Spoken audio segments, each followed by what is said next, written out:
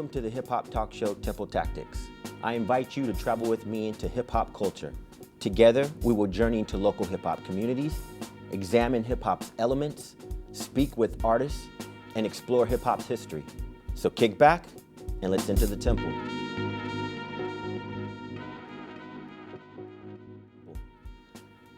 Today's second episode of Temple Tactics, we have East of the River representative Mad Macks, golf enthusiast, also an actor, if I may. I saw you in a Tecate commercial. Yeah, for sure. So you put in work. Man. Just trying to get it where I can, man. You know what I'm saying? Even if it ain't necessarily music related, you know? Right. On top of that resume, I said that you are East of the River representative, golf enthusiast, a Mexican rapper. You also are part of a group called Third Person. Yeah. Who exactly is Mad Macks?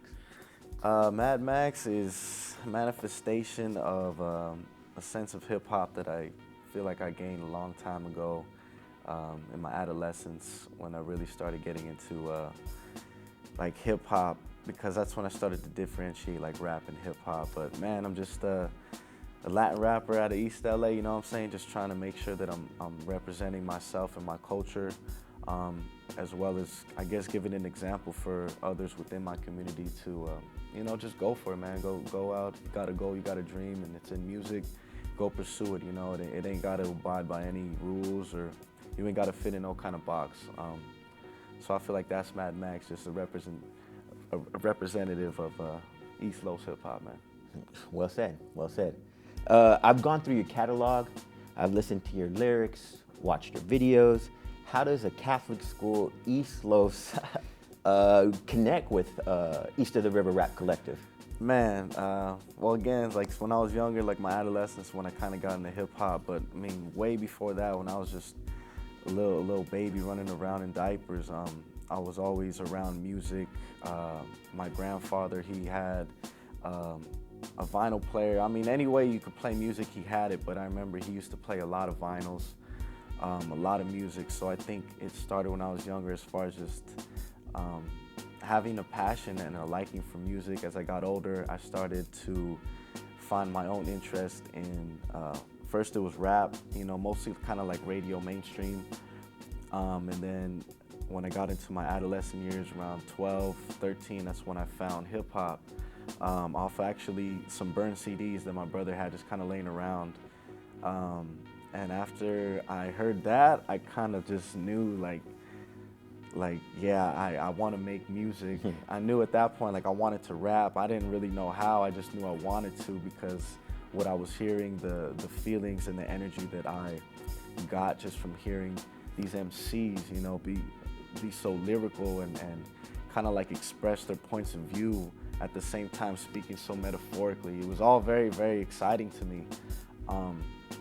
So the music kind of hit, and then at the same time I was still going to Catholic school, learning about just different things in religion. And it's kind of crazy, because I feel like because I went to Catholic school, it almost opened my eyes so much to really like what religion kind of is and what was a part of it, like the history. It kind of made me fall back a little, like, you know what, I don't know if I'm that religious, you know what I mean? Because you know, shouts out to everybody who is, and that's cool, man. It's just going to Catholic school really opened my eyes, I feel like, and also kind of led me to, like, you know, let me speak my truths and at least the way I perceive this world, you know what I mean? So I can definitely say going to Catholic school though helped, like, with the intellect, and really like led me to, I guess, find like interesting ways to express myself, you know, instead of kind of like just being direct.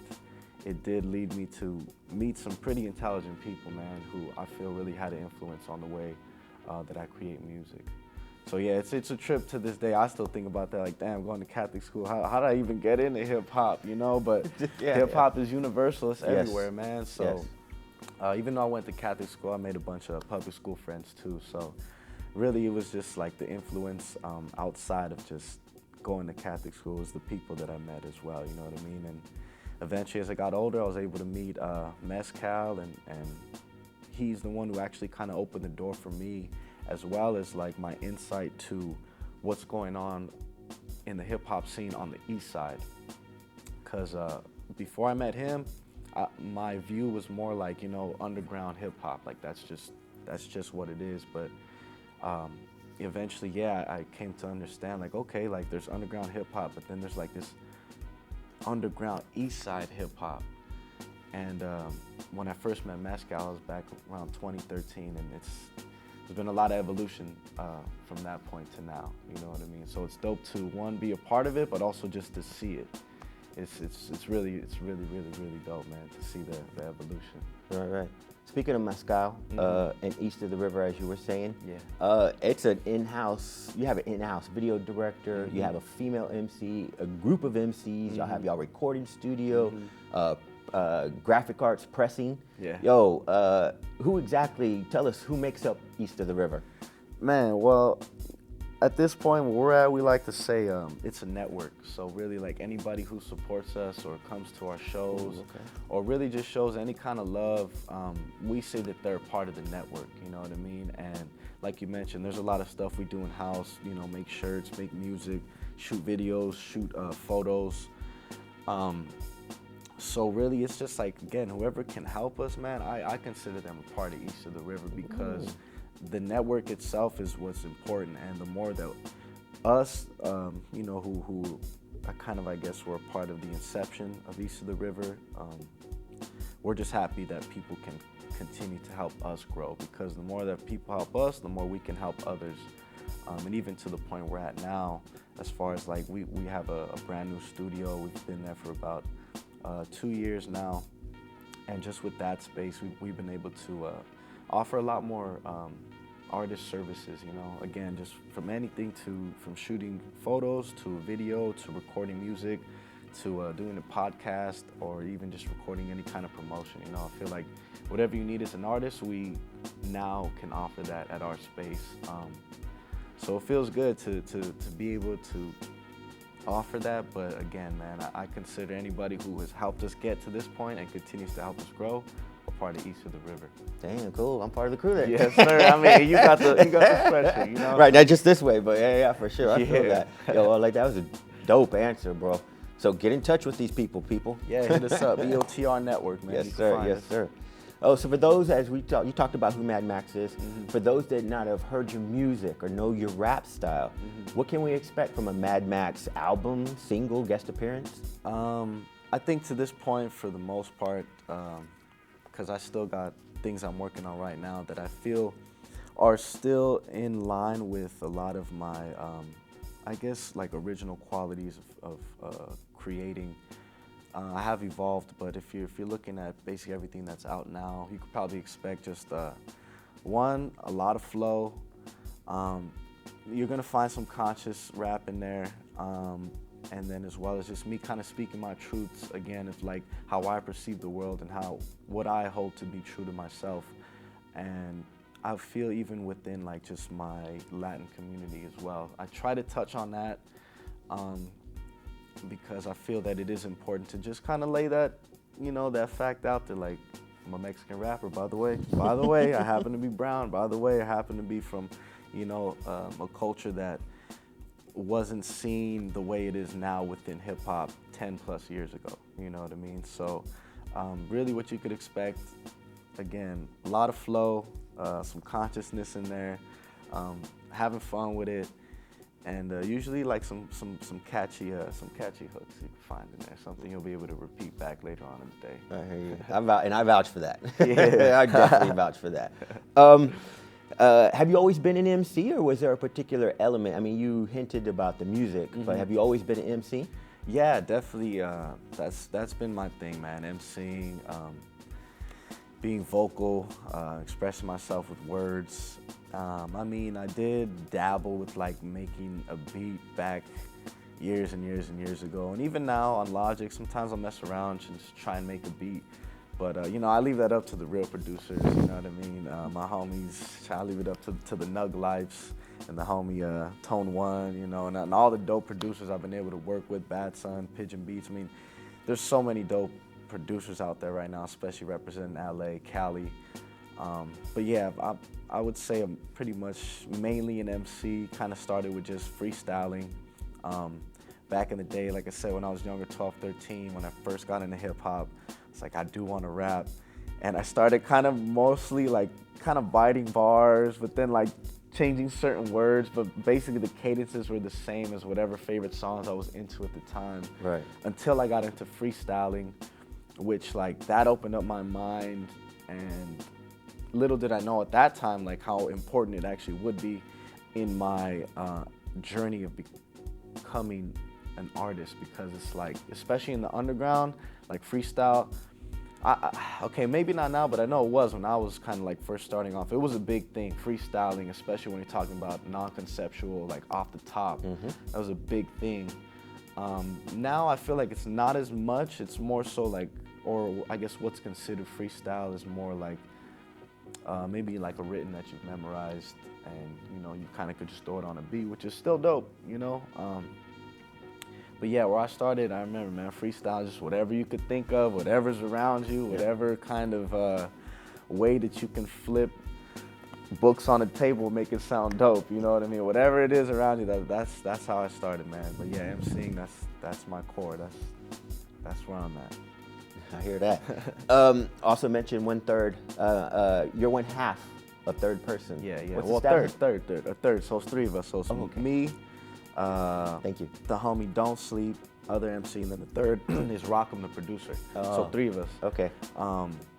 But that group kind of just manifested and came about, I would say somewhat because I interjected, because I remember it was like a backyard hip hop show, and I saw Rockham and Don't Sleep kind of chopping it up. And it seemed like they were talking about collabing or making some music or something, and I was just like, oh, I gotta get in this mix. Like Rockham, one of the dopest. Don't Sleep, my homie. Aside from that, again, one of the dopest lyrically. And yeah, I kind of just came into that conversation, and I think I just like made it happen. Like, yo, let's get to work. Let's make a track. I think that's how it started. And then after that first session, we kind of were just like, you know what, I think maybe we could do some more. So we came back for a few more sessions, and before you knew it, we just agreed like we should, one, make an album, and two, create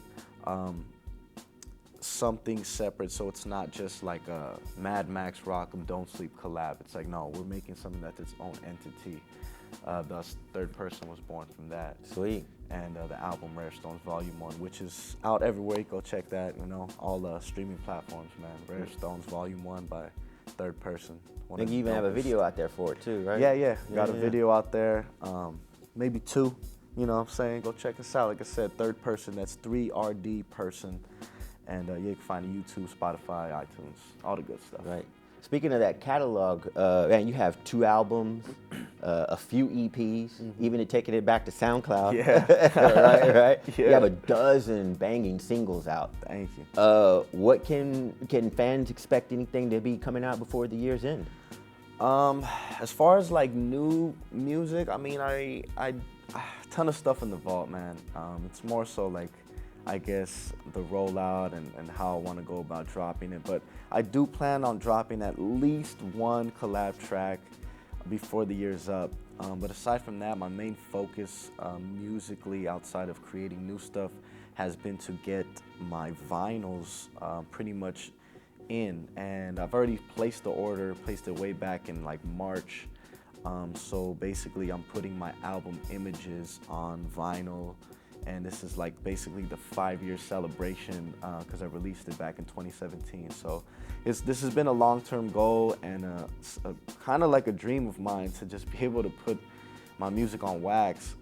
So I'm really excited. Basically, it's just in the final stages of production. And when that's done, really, I'm just gonna try and focus on getting that to the people. And then after that, I feel like, okay, I can shift my main focus to starting on promoting the new stuff that I've been working on. Like I said, there's a lot of stuff in the vault, man. Shout out to my homie Sid. He's producing the new album. Been working on that for the past like 1.5 years, 2 years. Cool. But I've come to learn to be patient with myself as well as just trusting the process. Because before, when I was younger, I think I would let the excitement kind of overwhelm me and also get in the way of understanding that patience and the process does take time, and that's okay, because then it brings the best or most quality out of the product. You know what I mean? Yes, sir. So that's where I'm able to find that middle ground. You know, of like excitement and wanting to just release music to, okay, let's make sure I'm releasing it the best way possible. Gotcha. know? Yeah, it makes sense. And look for that Images. That Images vinyl's coming out man. real soon. Yeah, man. You know what I'm saying? And Images, it's on all streaming platforms as well. Don't wait for the vinyl. Just go Yeah, listen exactly. to that. You can stream it. It's out there, man. Everywhere, all streaming platforms, man. All you gotta do is look at Mad Max, and it's there. Run the streams up. But one more last question we have here. Something that I ask all guests that come through Temple Tactics. What does hip hop mean to you? Hip hop, honestly, man, it's I'm trying to think of a way to like simply put it. Right? It could mean a lot of things. It's because it is a lot of things, but to me, man, you know, I think like simply put, hip hop is fun, man. Honestly, like it's fun, and hip hop to me is something that it's filled with life. It's filled with energy. It's filled with spirit. It's filled with sadness, you know. Hip hop is just, it's a great way that I feel I can express myself, as well as possibly find ways to resonate with other people that I've never even met or talked with. Hip hop, I think it's just, it's a beautiful thing, man. Like it's this tangible, intangible thing that brings people together physically, even though like you can't really touch it like hip hop. But what is it like? I could hear it, I could feel it when I hear somebody saying some real dope bars. You know what I mean? But it's like it's crazy to think like can I touch hip hop? I don't know. Like, good question. You know what I mean? But yeah, I think hip hop, to be honest, like simply put, it's fun. It's fun because there's so much that goes into it, so much you could get out of it, and it's life, man. It's life, you know, for somebody like me. Yeah, and you're doing it. I mean, you're literally living the hip hop life for real. Appreciate you know it, what man. I'm saying? Some people are from the outside looking in, but you in doing it. And it could get rugged. It could get kind of crazy, especially, you know, if you're talking about traveling, going on the road. You're an independent artist. You're investing in yourself.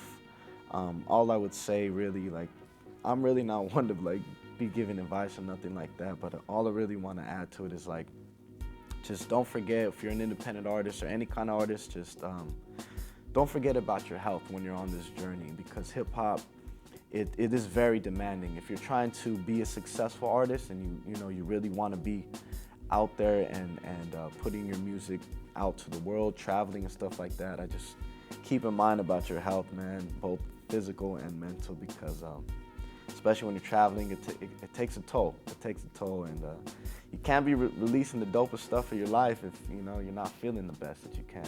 You know what I mean? So that's all I just want to sprinkle in there. No, and in fact, you kind of covered one of the final things I asked is there anything else you would like to say? But you kind of covered that, because that is important. Yeah. If I may, real quick, you're talking about the health. It's very important, as you said, you're traveling. KRS and the Temple of Hip Hop, they speak on health. It's actually called the H Law.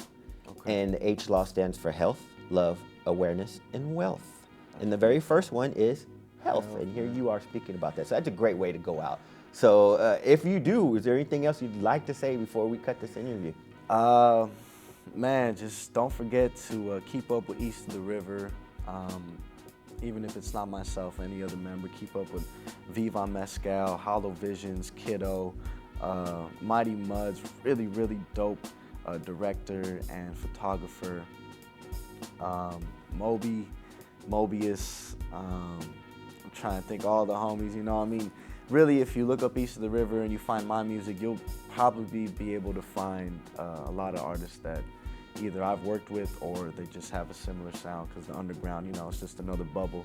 It makes the world a little smaller if you're part of it, you know what I mean? So just make sure you're supporting local, supporting dope, and yeah, man, East of the River, that's what's up. What he said. So stay tuned, we'll have our second guest in just a few minutes, and we want to thank Mad Max for showing up today at episode 2 of Temple Tactics.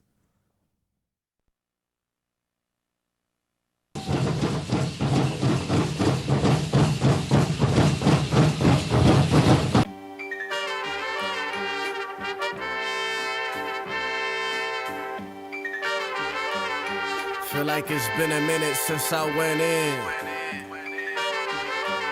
So let me go in. Yeah. Okay, how many faces looking like me ever did it like this? But it's long and it's strong, regardless of how many failures I've encountered. It's all more than work that broke the surface and perceptions like what you mean. I could've do it as big because of my heritage. Out, rhyming the best of them out, hustling the rest of them out, shining and negligent, not needing acceptance, not just some checks with my surname and address. That's the place you can send that shit. Don't get it twisted, I'm all in it to make you witnesses to this Eastside legend. First you need membership, black and brown excellence, battleground exodus. Made it out of 2012, but 2020, that's the end of it. I'm just saying, yo, the future's looking flimsy, but then again, with certain things I am picky. So maybe the future is whatever I can make it. A break away from the fake shit, my own makeshift nature. I'm ancient, the flame of my name remains sacred, and the way I make you feel remain timeless, like diamonds in a cup, but still shining with a record under pressure. Only thing time can do to me is improve my efforts in this rap game. Really more regret game. The sad thing is you can sacrifice your life only to realize it's what it takes. Cause ain't no really love until you die. Through death is rebirth, a chance to be immortalized. So prioritize, find out what you love and make it kill until it kills you. Block out all the hate that tries to fuel you. Don't let it fool you, but fuel you to stay driven. There's always a time for action, but first we gotta listen. So listen, the present is the time we've been gifted to set it and go get a benefit from those lessons and win, man. Just win, get that W from the double M and the homie Obi-Wan fool. And EB-Dub too. Yeah, hey, go get him, boy.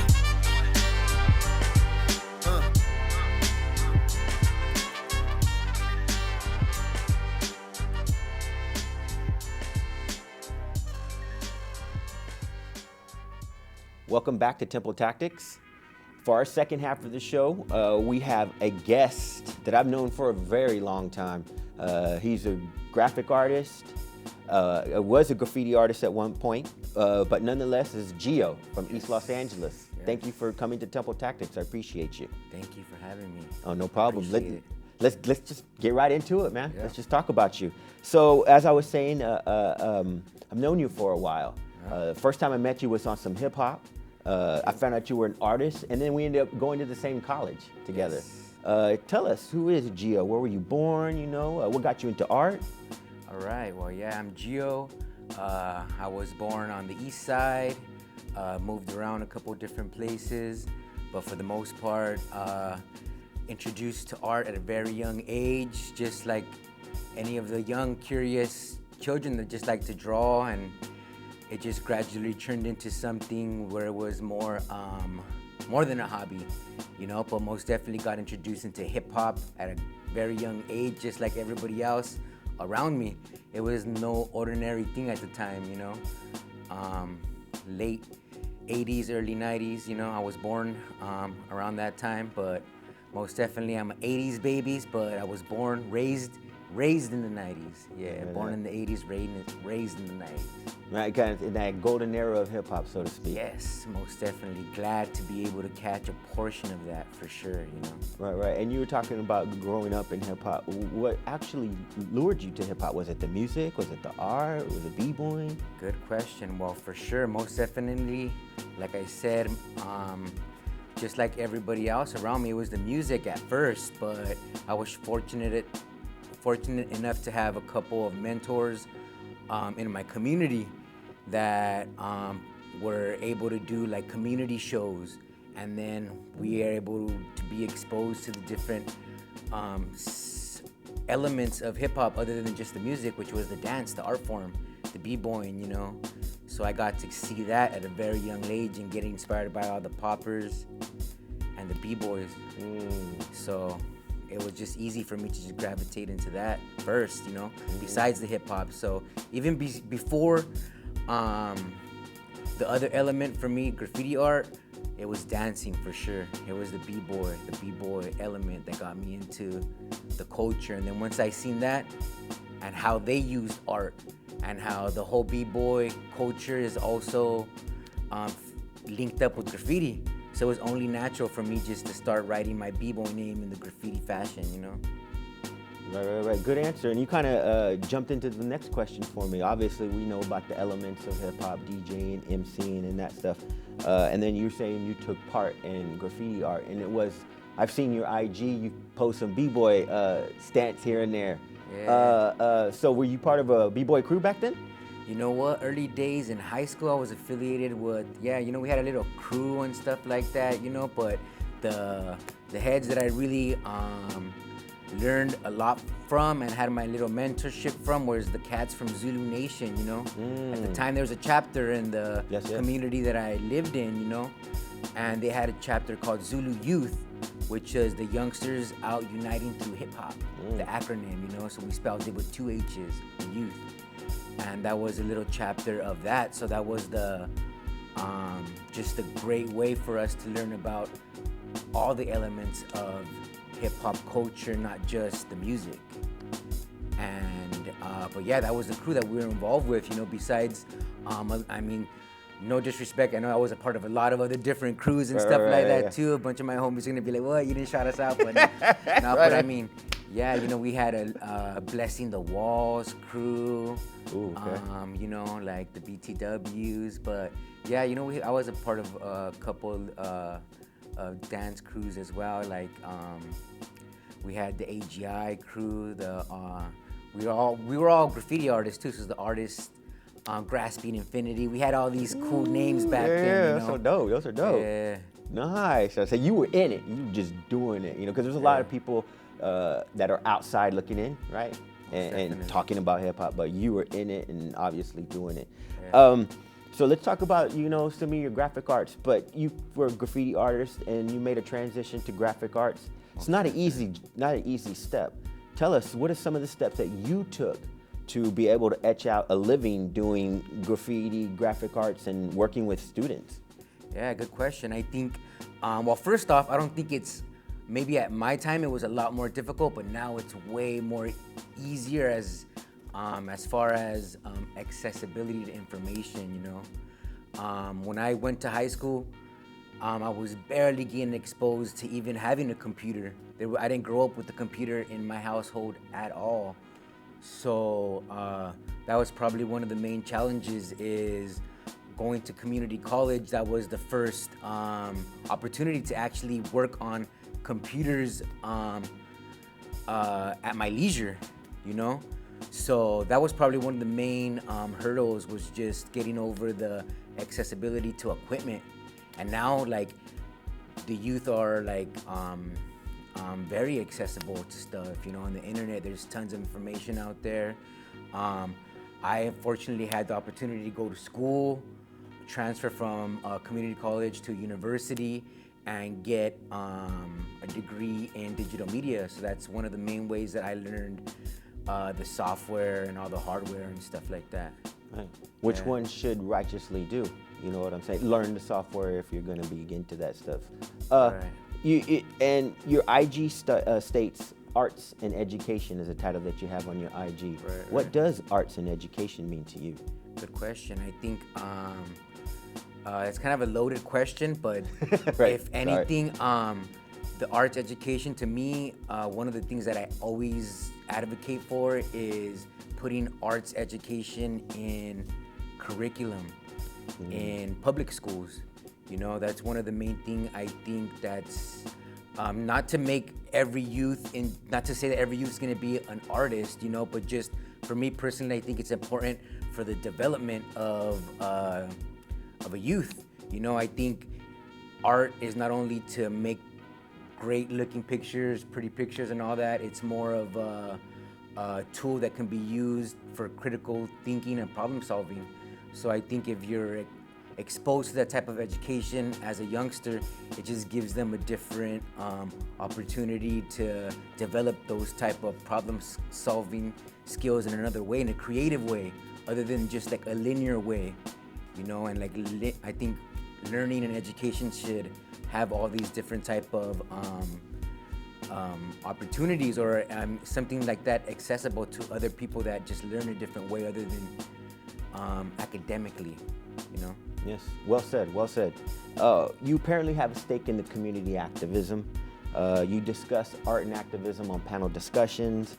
You lecture and teach students with art and through art, right? Where does your need for community action come from? Good question. Well, I think for me, it's personally one of the things that I feel, not to be so cliche, but one of the things I wish I had when I was young, that type of mentorship or just accessible to information. So I just feel that it's not a responsibility, but just something to do. I'm able to do it, so I do it, Yeah. Thank you, and because it needs to be done. You're doing something a lot of people don't want to put the time and effort to do. You know what I'm saying? And you're blazing paths that you don't even know, for these kids. You know what I'm saying? I've followed your work, and you've always been involved with the community. In fact, right now, you're working with Homeboy Art Academy? Yes. So tell us about that. Is that affiliated with the Homeboy Cafe? Yes, it is. It's a part of the entity of Homeboy Industries. So Homeboy Industries has a charter high school, and we do the art classes for the charter high school. Oh, okay. And so what sort of classes do you do? Do they have there for the students? Good question. We have visual arts, we have music as well, we have a healing circle where we have indigenous elders from the community come and teach us traditional ways as far as the native ways of the people of this land, the Tumva people. Yes, sir. So we get to expose to elders like that and cultural knowledge. So that's a part of our curriculum, as well as photography and digital arts. So that's what, particularly that's the classes I teach, is the digital media classes. Nice. Beautiful work, I'm sure. Beautiful work. And I've seen some of your work. Check out his IG, people. Yeah. Check out his IG. Okay, as a muralist, your canvas can be from the side of a liquor store to the halls of a church, right? Tell us, what is one of the biggest murals you've ever done or been involved with? Good question. One of the murals that I've been fortunate enough to work with, the Mobile Mural Lab, they're a company that I started off as an undergrad at school. Okay. And Company? Yeah. Oh, so, nice. Yeah. Keep going, please, sorry. Sure. Yeah, so there were colleagues of mine that we went to the same school, alumni of Otis College of Art and Design, and we had the opportunity to paint the side of two huge walls on Sepulveda Boulevard on the west side, Westchester. And that's probably one of the biggest projects I've been involved with. I want to say, I don't know the exact dimensions, it slips my mind right now, but I want to say there's probably two 500-feet walls. So it's most definitely one of the biggest murals in Los Angeles that can be seen as you enter LAX on a plane. Nice. Did you were part of it? How long did that take? Yeah, probably took a span about 2 months, a little under 2 months, but yeah, a little over a month. There we go. Wow, man. And I've seen the pictures of that. That's what brought that question. I was like, yo, that is huge. Yeah, so those letters that you see on that mural, the Westchester, those are my letters, so those are my typography. That's my script. Oh, okay. So that's one of the advantages as a graffiti artist, is having the skill to do type. And I had the opportunity to come up for the type for the Westchester font that's on that mural. That's the biggest image on the mural. Oh, dope. Congratulations on that one, man. East LA is known for its culturally oriented murals. Many important artists have poured their hearts on the walls of LA. Can you give us some founders or elders that we should look to that have started this graffiti movement or even the mural movement for us? Good question. For sure, I want to shout out like one of the mentors that I work with, Fabian Dagora. He's one of the, most definitely one of the active muralists in the community on the east side for sure. But some of his mentorship, mentors, elders also go with the East LA streetscapers. So most definitely those are the elders to look at for sure. For some of the founders of East LA muralism, you know. And like we were known for the mural capital of the world at one point, District 14. Boyle Heights has a lot of murals in our little city that rival some countries, you know. So we were known at one point as the mural capital of the world, Los Angeles, and hopefully we take back that title one day. Yes, sir. Let's push it. Let's push it, muralists. Come on. Public art, yeah. Come on, East Lo, stand up. Yeah. You, as you were talking about, you attended East Los, graduated from Otis College of Design. Yes, sir. You worked and lived with students. I mean, seriously, worked on the east side of town, lived on the east side of town as well. How has gentrification changed East Los Angeles for art community? Good question. Because there is gentrification going into East Los, basically, correct? We can agree on that. Yeah, for sure. How's it affected the art community? Honestly, I'm not too well up on the current situation, but I know historically, Please. it's one of the things that does push community out of their immediate spaces, you know? And I think it most definitely is an issue, but it's bigger than art. I think that art is just one of the things that we can use as a tool to highlight that situation, you know? You know? Yes, That's sir. what I think the power of art can do, is to be able to see how impactful our art is, and if a big institution, no names, but if they want to put an advertisement over a culturally historic mural, there's problems there. So for sure, I think historically with art and culture, that's one of the things that are in danger of disappearing due to gentrification. Thank you. Beautiful answer coming from an artist, particularly from someone on that side of town, correct? Yes. One last question that I give to all the guests that come through Temple Tactics. What does hip hop mean to you? Good question. Hip hop, to me, I think personally, it's one of the things that it's a manifestation of something that was, how can I say this? But a manifestation of lack of that need to want to express ourselves, which is a cultural need for us wanting to do that. You know, to be dancers, to be writers, to play music, and to express ourselves. That's what hip hop means to me. Yes, sir. Very well said. Anything you want to say before we head out? Thank you for having me, and peace out, everyone. Love and peace. Check out Gio. We'll be back with our next guest, 60 East, founder of the Happiness of Pursuit Festival. Stay tuned.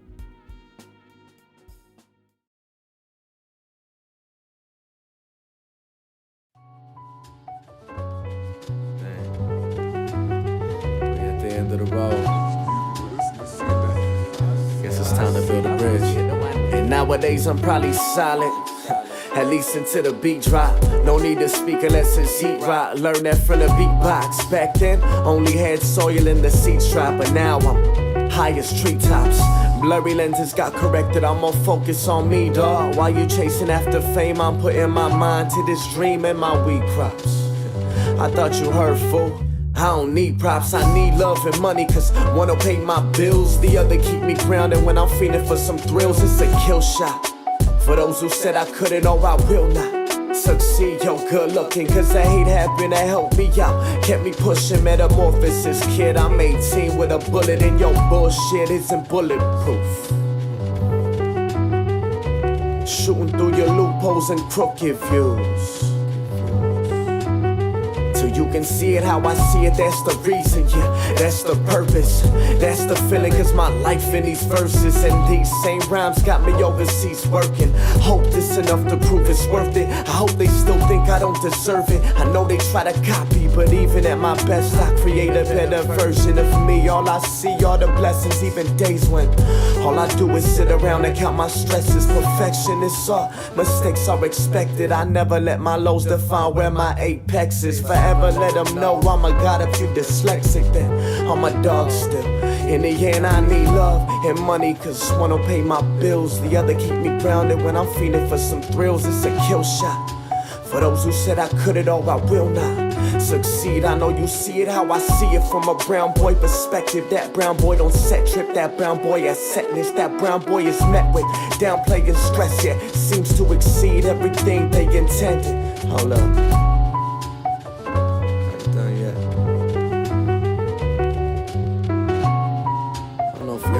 first time. And how I see it from a brown boy perspective. That brown boy don't set trip, that brown boy has set list. That brown boy is met with downplay and stress, yet seems to exceed everything they intended. Yeah.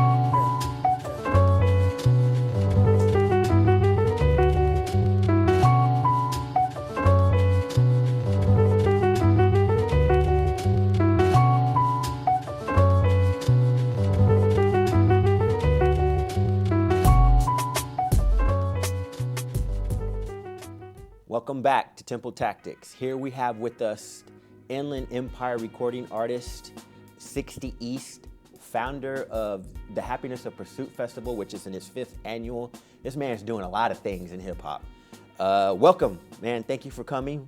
Appreciate you taking out your busy time of this year because you got that hip hop festival popping off. So thank you for coming. Yeah, thank you for having me. So let's just get right into it. Yeah. Tell us, who's on the 2022 lineup for the Hop Festival? Oh, a lot of names. Yeah. At the top of the bill, we have Reason, who's representing TDE, Top Dog Entertainment, along with Schoolboy Q, Kendrick, and all them. Yes, sir. Legendary hip-hop act, The Far Side, who recently reunited and formed The Far Side. And they'll be celebrating their 30-year anniversary of the Bizarre Ride album. Sugar Free, legendary West Coast hip-hop artist. Sci-Hi the Prince. You might know him from all the songs he wrote for Kanye West and tons of other people, and just known for all his freestyles and stuff like that. Legendary producer Ninth Wonder from North Carolina, along with Soul Council members Crisis and the Mussolini and Soundtrack. Locksmith from the Bay. We have Open Mike Eagle from Chicago. Whitney Payton, AWOL1, the list goes on. Yeah. Hey, dude, man, that just the first few people. You probably won a lot of people with that. Yeah, hopefully. you know what I'm saying? I was going through the channels to, I've known who you are, but I've never talked to you or whatever. But I've known you're an MC, you're a community activist. What provokes someone such as yourself to want to take on such a big thing and start a hip hop festival?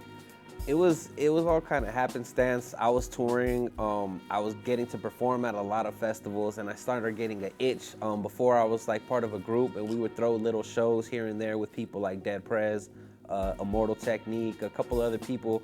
They were like kind of one-offs that we would do in Sacramento, because that's where my label was based out of at the time.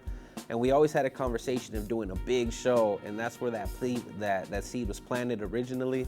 And then the opportunity kind of presented itself in 2017 when my brother-in-law had recently took over a venue in Ontario with a big lot. And I had already been throwing shows there, and then he kind of had the idea of what could we do in the parking lot. And I was like, well, maybe it's time to throw a bigger show, and that's where the idea of the festival was born. Ah, okay. And it's in its 5th annual, and it's getting bigger and bigger and bigger, if I may. So I was going through some comments of YouTube, looking at the Hop Festival Pass, going through the lineups and stuff. There was a comment that says, "Can't wait till this festival starts traveling." What is the future? Is it going to travel? What does the future of the Hop Festival look like? I don't know. That is a question that people have been asking, Yeah. and I'm kind of playing with the idea. We played with different ideas of how to do it, depending on whether it's for up-and-coming artists, which I think this festival kind of caters to some up-and-coming artists, so it'd be cool to travel and be able to have like a competition around the country and pick artists from all over the country and bring them in type deal, or we could, pick a lineup and tour around with that, and maybe we could do both. The ideas are there, and we're playing with ideas of what to do, but as this thing grows, it's kind of just trying to manage it as it gets bigger and bigger, and it's definitely in the plans. Yeah, obviously it sounds like it's lingering up in your head. You're thinking about it there. So what does it take for to put together a festival like this? Money. Good one. Money. Honestly, just drive, a work ethic, team, an idea, a concept, sticking with that concept, the willingness to put up with rappers. I'm sure you've had a lot of rappers on the show. It's not the easiest. Some people's teams are not, very communicative, and especially like you got money involved. It's like, we need emails and phone calls answered. But yeah, I mean, just patience, I would say. Yeah, big up to you for, going down that path and presenting people of Southern California with an avenue to come and see some great hip hop, and not paying expensive prices, if I may. So we've been talking about the Hop Festival. Who is 60 East, bro? Artist, I'm just a hip hop kid. Like, I grew up breakdancing. My older brother was a DJ. I started getting into graffiti, and like rapping was just always there. It was just always in the house. And my brother being a DJ, eventually he started producing records, and he started like an indie label, like a small indie label out of my mom's house in high school.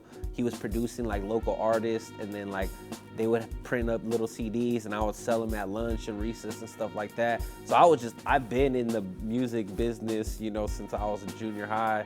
And like around 2010, like I wasn't really taking music too serious, but around 2010, my father had passed from cancer, and it was like, I had a choice to make. I was like, okay, I could either stick to this road that I'm on, going to school, trying to just get a regular job, whatever, and figuring it out, or I could chase my dream. And like when my pops passed, I was like, you know what, I'm gonna just go for it. And I just took all that energy, all that anger, sadness, whatever you want to call it, and I was like, I'm gonna use this to fuel what I'm doing over here. And fast forward 12 years later, I've been able to tour the world, work with all my heroes, and now we got one of the biggest festivals in the country, and it's like, Yeah, very much so. That's 60 East. That's a good summary, man. That was a very good summary. There have been many festivals out there, past, even present. For example, we had Paid Dues, Rock the Bells. What sets your festival apart from not just particularly those, but in general hip hop festivals? I'm definitely a child of those festivals. Like, I grew up going to those shows. I eventually, like, as I started growing as an artist, got to perform at the Pay Dues Festival, and that really changed my life. Like, that set me, like, that gave me a career. To this day, I say that one opportunity that I managed to get myself put me on the radar of enough people to have, like, a career in hip-hop. And I think the thing that separates us is that we're a little piece of all of those shows. Like, all the shows that I went to as a kid, all the festivals I got to perform at as an artist, I literally just picked my favorite parts out of all of them. Like, oh, I like this from Pay Dues, I like this from Vans Warped Tour, I like this from Soundset, and then even like the European tours or festivals I got to do, because there's like a whole different vibe out there. So I was like, oh, I like that, and I'm gonna pick that and put it in here. And it's like Thought Fest. This is just like a boiling pot of all of those. All right. So what can we expect when we get there? Obviously, there's going to be musical performances. I heard you have some stages and other things are going on as well.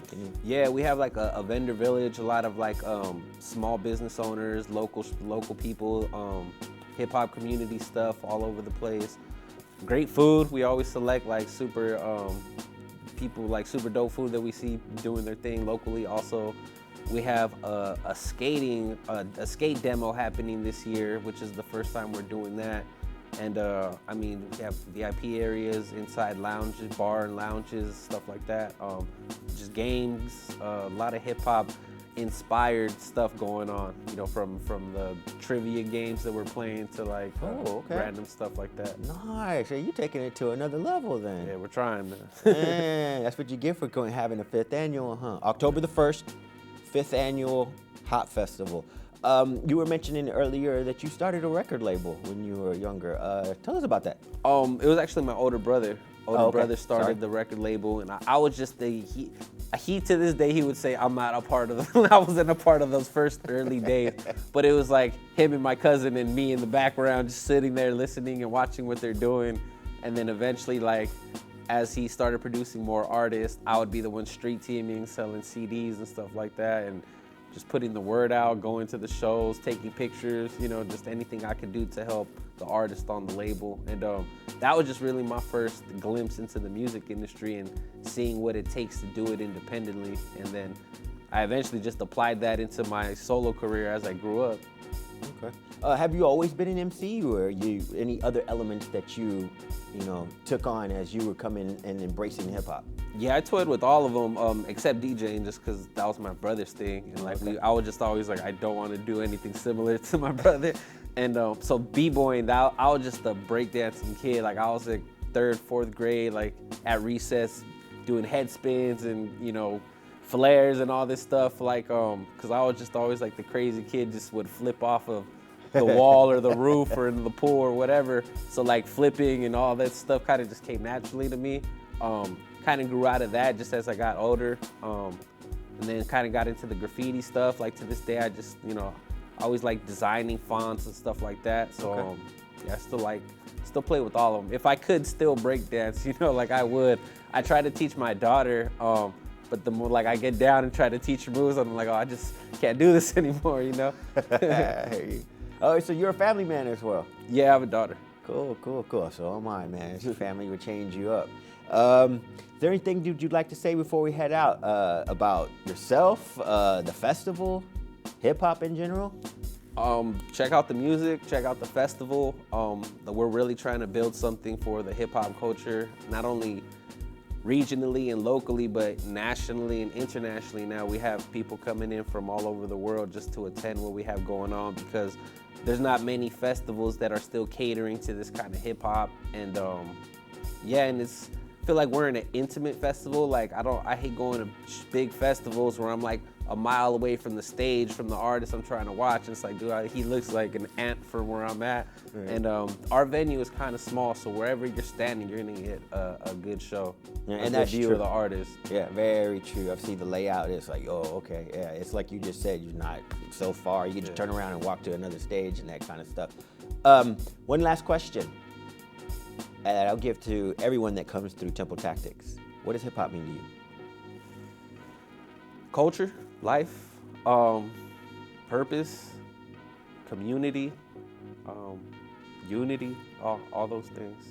Perfect. I like those one word answers. It gets right to the point. Yeah. Thank you very much for coming for Temple Tactics. When you first came in, I wanted to give you an apology. Say, man, we had other guests coming through. Your time was short. I wanted to give you more time because you are a complex person. And you're an artist. Like I said, you're a founder of a festival. So I apologize for not giving you more time, man. I hope you'll be able to come back and talk about you as an artist. Yeah. And more things. Please, I would really appreciate this. Anytime, let's do it. Perfect. So once again, thank you for coming to Temple Tactics. 60 East, founder of the Happiness of Pursuit Festival, recording artist. Check them out. October the 1st, Saturday, first Saturday of the month, the festival out on Ontario. Temple Tactics, thank you for attending. Peace.